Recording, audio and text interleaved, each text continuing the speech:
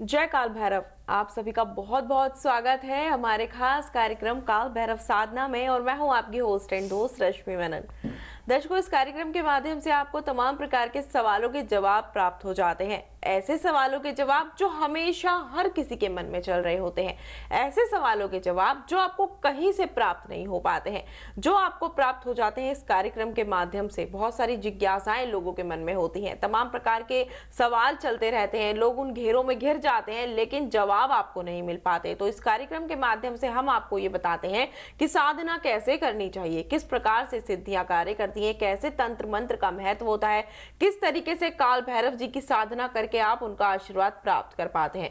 जब बात साधना की आती है तो लोग हमेशा यही समझते हैं कि तंत्र मंत्र सिद्धि साधना ये सिर्फ अघोरी ही करते हैं या फिर ओघड़ जो होते हैं, ओघड़ पीर, वही करते हैं। लेकिन लोग उनका नाम सुनते ही बहुत जल्दी से डर जाते हैं। आखिरकार वे किस तरीके से कार्य करते हैं, आखिरकार उनका नाम सुन के आप क्यों डर जाते हैं, वह किस तरीके से कार्यरत होते हैं, कैसे सिद्धियों की प्राप्ति करते हैं, किस तरीके से तंत्र का प्रयोग करते हैं, यही सब जानकारियां आपको देने के लिए आज एक बार फिर से हमारे साथ स्टूडियो में मौजूद हैं जाने माने विश्व प्रसिद्ध सदगुरुदेव जी डॉक्टर तारामणि जी।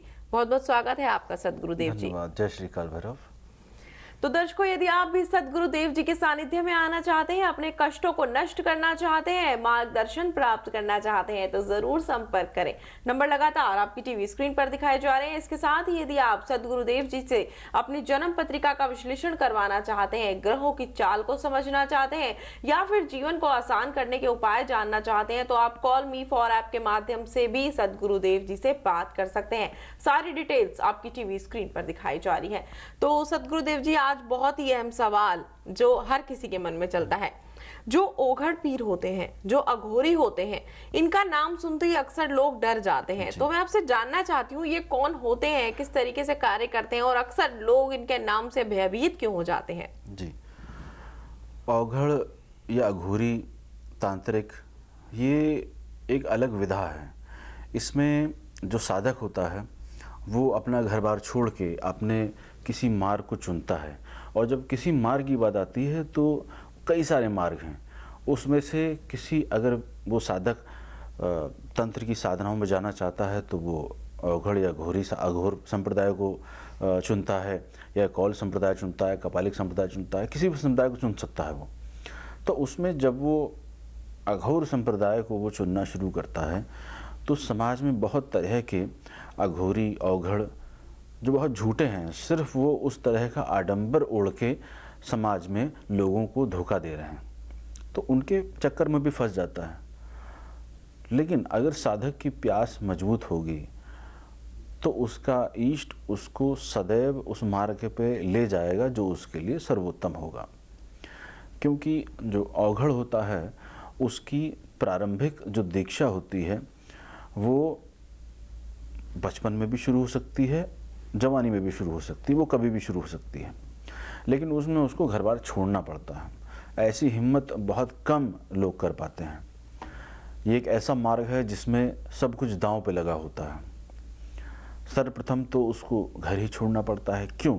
क्योंकि जब वो किसी अघोरी से दीक्षा ग्रहण करता है तो सर्वप्रथम उसको शमशान में रहने की चुनौती दी जाती है।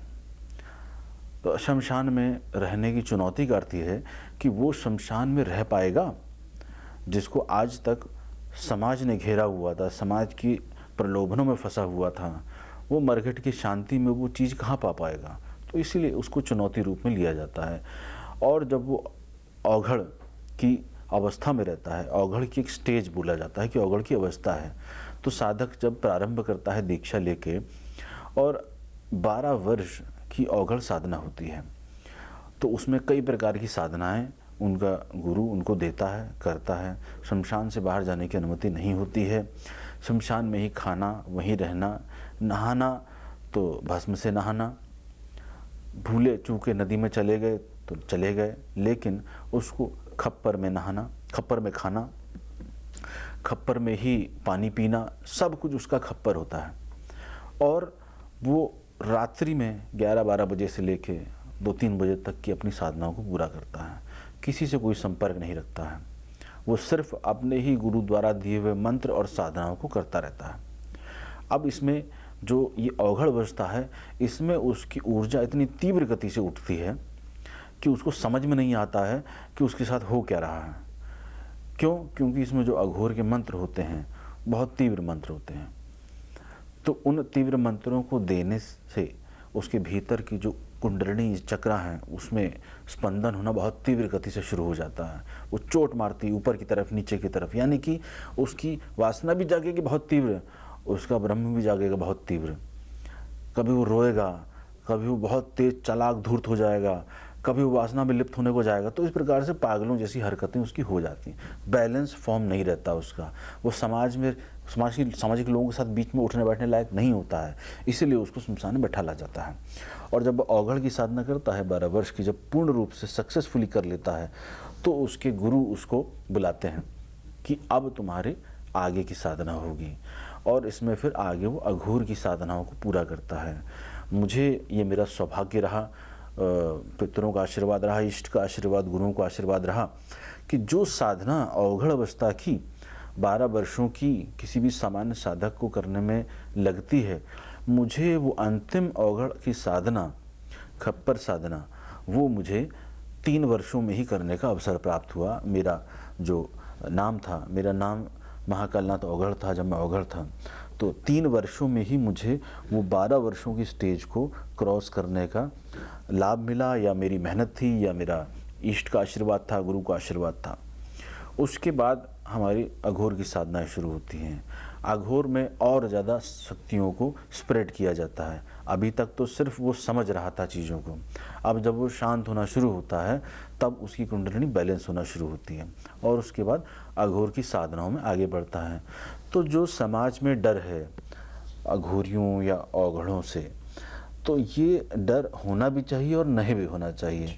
डर होना इसलिए चाहिए क्योंकि उन अघोरी और अवघड़ों में 99% फेक मिलेंगे, जो आपको तरह तरह की चीज़ खिला के पिला के या कुछ ऐसा वशीकरण चाहे भ्रम में डाल के आपको एक फ़ायदा रूप में आपका लेना चाहेंगे, किसी भी रूप में। तो वो ना हो, इसके लिए 99% लोगों को उस तरफ नहीं जाना चाहिए। जो सौम्य रूप हैं साधनाओं के, उसमें जाना चाहिए। लेकिन हाँ, जैसे मैंने पूर्व में कहा कि उनको वो साधक जो बहुत तीव्रता से आगे बढ़ना चाहते हैं, जो शक्तियों को संभाल सकते हैं, अपने दिमाग को बैलेंस करके चल सकते हैं, उसमें पागल होने के 100% चांस रहते हैं। इसीलिए अधिकतर आपको अवघड़ अघोरी लोग पागल होंगे, विक्षिप्त मिलेंगे, बैलेंस बात करता हुआ नहीं मिलेगा, मदिरापान करता हुआ, गाली गलौज करता हुआ ही मिलेगा। तो ऐसे लोगों से बचने का तरीका ये है कि उनके पास ना जाया जाए, क्योंकि अगर आप चले जाएंगे तो हो सकता है कोई उनकी ऐसी शक्ति बार बार आपको उस तरफ प्रेरित करे कि उधर ही जाना है, और ऐसा अक्सर मैंने देखा है। तो जाना चाहिए उन साधकों को जो इन सब, जो मैंने आपसे बताया, इन सब चीज़ों को ध्यान में रखते हुए संभल के चल सकता है। घर त्यागना तो बहुत ज़रूरी होगा उसको। क्यों? क्योंकि जो शमशानी शक्तियां हैं वो उसके घर को भी पीड़ित करेंगी, तीव्र शक्तियां होती हैं। तो ऐसा देखा जाता है कि इसमें उतरने वाले लोगों का खानदान भी आगे नहीं बढ़ पाता है, समाप्त हो जाता है। वो इसलिए होता है क्योंकि वो जो शक्तियां हैं वो कहाँ बैठी हैं? शमशान बैठी हैं। शमशान में कोई परिवार चलाने के लिए थोड़ा ना बैठता है, शमशान में तो मरने के लिए बैठता है। तो वहाँ पर उन साधकों को जाना चाहिए जो बिल्कुल अपना ख़त्म करना चाहें, उनका पूरा कुल समाप्त हो जाता है। यानी कि वो साधक जो अपने अंश द्वारा अपने परिवार को आगे नहीं बढ़ाना चाहता है, जो अपना पिंडदान कर देता है, वो साधक जो अपने पूरी परंपरा को बदल देता है, यानी कि अब से जो भी उसका होगा वो उसका गुरु होगा और उसका इष्ट होगा, उसके अलावा उसका कोई भी कुछ नहीं होता है। जी बिल्कुल बिल्कुल, बहुत अच्छे तरीके से बताया आपने सदगुरुदेव जी। जैसे आपने अघोरी के बारे में बहुत सारी महत्वपूर्ण जानकारियां दी हैं, तो बात आती है अघोरी की। आपने कहा कापालिक और साथ ही आपने कहा कौल संप्रदाय, तो इन तीनों में क्या डिफरेंस है ये हम आपसे जानना चाहेंगे। साथ ही अघोरी जो है मुर्दे भी खाया करते हैं जी। ऐसा सुना है हमने। जी। तो जैसे आपने भी साधना की है, सिद्धियों की प्राप्ति की है, तो क्या आपने भी कभी ऐसा किया है? आपने भी कभी इन सब चीजों को ग्रहण किया है, मतलब मुर्दों को खाया है, या किस प्रकार से, और इनमें किस तरीके से डिफरेंस होता है? समय का अभाव है, लेकिन मैं चाहूंगी आप जरूर इस बात का जवाब दें संक्षेप में। मैं आपको बताता हूँ आखिरी प्रश्न का पहले उत्तर कि इसमें अघोर में, अवघड़ में कुछ साधनाएं होती हैं जिसमें शरीर का उपयोग होता है। शरीर इसलिए कह रहा हूँ क्योंकि उसमें चेतना नहीं होती, प्राण नहीं होते हैं। उसका गुरु के द्वारा, गुरु की गाइडेंस में कुछ मंत्रों के अनुष्ठान से कुछ भोग करवाया जाता है। वो इसलिए करवाया जाता है कि उस व्यक्ति का जो साधक बना है उसका भेद खत्म हो जाए। उसका भेद इसलिए खत्म हो जाए कि अगर तुम अंगूर या सेब खा रहे हो, उसमें भी प्राण है लेकिन टूटने के बाद वो समाप्त हो गया। इसमें भी प्राण था, टूटने के बाद समाप्त हो गया। और भीतर अगर कुछ बचता है तो उसमें भेद बचता है। अगर भीतर कुछ नहीं बचता है तो ये बाहर की क्रिया, हट की क्रिया है कि तुम खा के देख लो कि इसमें कुछ भी नहीं है। ये तो शॉर्ट मैंने बताया, लेकिन इसकी विस्तृत क्रिया है जो सामान्य रूप से कोई नहीं करा सकता है और गुप्त रूप से गुरु लोग अपने शिष्यों को कराते हैं जो लायक शिष्य होते हैं। इसके साथ कौलिक में भी मैं रहा हूँ और कपालिक में भी रहा हूँ, अघोर में भी रहा हूँ। तो अघोर महादेव की उपासना करते हैं, एक भेद ये है। दूसरा, कपालिक सिर्फ भैरव को मानते हैं, उनके लिए दूसरा कुछ नहीं होता है। तीसरा जो कौल है उनके लिए देवी का रूप मुख्य होता है। साधना सबकी करते हैं लेकिन मुख्य ये 3 भेद मुझे आपको बताने थे। जी बिल्कुल। तो सतगुरुदेव जी, जैसे आप काल भैरव जी की साधना करते हैं तो क्या ये कह सकते हैं कि आप कपालिक मतलब इस चीज से जोड़ सकते हैं? हाँ, कपालिक संप्रदाय से हैं। कपालिक मैं मुख्य रूप से लेके चलता हूँ, लेकिन मैं साधकों को वो कराता हूँ जो उनके लिए, गृहस्थ के लिए और जो ब्रह्मचारी उसके लिए, जो उनके लिए ठीक है वो मैं कराता हूँ। जी जी बिल्कुल। तो मतलब जैसे आपने एक बात बहुत अच्छी कही, क्योंकि हर कोई नहीं कहता इस बात को कि यदि वह अपने वंश को समाप्त करना चाहते हैं तो ही वह इसको साधना का चयन करें और साधक बने। क्योंकि लोगों के मन में ये सुन के इच्छा तो जरूर प्रकट होती है कि अगर हमने ऐसा किया तो सिद्धियां प्राप्त हो जाएंगी, हम सच्चे साधक बन जाएंगे, हमें तंत्र शक्ति प्राप्त हो जाएगी। लेकिन कहते हैं ना, कुछ पाने के लिए कुछ खोना भी पड़ता है, और यहाँ तो मुझे ऐसा लगता है कि आप सिद्धियां पाने के लिए बहुत कुछ खो देते हैं। बिल्कुल। बहुत कुछ समाप्त हो जाता है, तो फिर तो कुछ नहीं बचता जीवन में। तो उससे ज्यादा बेहतर है कि आप अच्छे मार्ग पर चल लें और जाकर ऐसे साधुओं से, ऐसे साधकों से जुड़े जिस प्रकार से आप हैं, आप मार्गदर्शन करते हैं, ठीक प्रकार से राह दे देते हैं उनको कि उनका जीवन भी बर्बाद नहीं होता, गृहस्थ जीवन की जैसे आपने बात कही वो भी ठीक रूप से चलता है, और आप उसको बर्बाद करने की जगह और बेहतर कर देते हैं और उनको साधक भी बना देते हैं, साधना करने के तरीके भी बता देते हैं और उनके जीवन के कष्टों को भी दूर कर देते हैं। ये बहुत ही महत्वपूर्ण खूबी है आपके अंदर। तो सतगुरुदेव जी, इतनी अच्छी अच्छी जानकारियां आपने हमारे दर्शकों को दी। मैं हमेशा आपसे पूछती हूँ आखिरी में कि यदि कोई आपसे जुड़ना चाहे तो कैसे जुड़ सकता है? तो आज भी मेरा यही सवाल रहेगा, आप हमारे दर्शकों को बताएं कि आपसे जुड़ना चाहे तो कैसे जुड़ सकते हैं? मुझसे अगर आप जुड़ना चाहते हैं, चाहे परामर्श लेना चाहते हैं या दीक्षा लेकर साधना करके अपने जीवन को आगे बढ़ाना चाहते हैं, तो आप निश्चित रूप से मुझसे व्हाट्सएप पे संपर्क कर सकते हैं और कॉल मी फॉर ऐप के माध्यम से मुझसे सीधे संपर्क कर सकते हैं। जी बिल्कुल सतगुरुदेव जी, ये जानकारियां हमारे दर्शकों तक पहुंचाने के लिए और यहाँ आने के लिए आपका बहुत बहुत धन्यवाद। तो जिस प्रकार से आपको सतगुरुदेव जी ने बताया कि सतगुरुदेव जी के सानिध्य में आने के लिए, उनसे जुड़ने के लिए, उनसे बात करने के लिए आप कॉल मी फॉर ऐप का सहारा ले सकते हैं। इसके साथ साथ ही जो नंबर आपकी टीवी स्क्रीन पर दिखाए जा रहे हैं, आप इन पर भी संपर्क कर सकते हैं। फिलहाल हमें यहाँ रुकना होगा, आपसे होगी फिर से मुलाकात अगले एपिसोड में। तब तक के लिए चाहूंगी आज्ञा। जय काल भैरव।